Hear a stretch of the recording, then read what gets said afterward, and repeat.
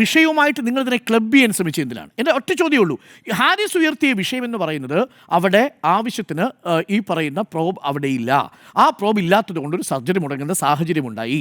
അതുമായി ബന്ധപ്പെട്ട് അദ്ദേഹം ഒരു ഫേസ്ബുക്ക് പോസ്റ്റ് ഇടുന്നു. അപ്പോൾ അതിനുവേണ്ടി കോൺസ്റ്റിറ്റ്യൂട്ട് ചെയ്ത ഒരു സമിതിയിൽ, ആ സമിതിയെ ഞാൻ പൂർണ്ണമായും വിശ്വസിക്കുന്ന ആളാണ്. കാരണം സമിതിയിൽ ആരൊക്കെയാണ് അംഗങ്ങളായിരുന്നത്? ഒന്ന് ഡോക്ടർ ജയകുമാർ, കോട്ടയം മെഡിക്കൽ കോളേജിലെ principal; doctor Padmakumar, Alappuzha medical college principal; doctor Ranju Raveendran, government medical college Kollam principal; doctor Gomathi S, Alappuzha government medical കോളേജിലെ നെഫ്രോളജി ഡിപ്പാർട്ട്മെൻറ്റിൻ്റെ മേധാവി. ഇത്രയും പേരാണ് ആ കമ്മിറ്റിയിലുണ്ടായിരുന്നത്. എല്ലാവരും ക്രെഡിബിളായ ആളുകളാണ്. അവരേതെങ്കിലും തരത്തിൽ ഹാരിസിനെ കൊടുക്കുമെന്ന് ഞാൻ കരുതുന്നില്ല.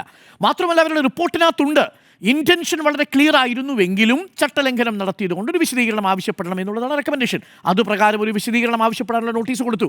ഇത്രയും ഭാഗത്ത് തെറ്റില്ലല്ലോ സർക്കാരിൻ്റെ ഭാഗത്ത്. ആകെ തെറ്റുപറ്റിയത് എന്താണെന്ന് വെച്ച് കഴിഞ്ഞാൽ അതിനകത്ത് ഇതുകൂടി കൂട്ടിച്ചേർത്തു.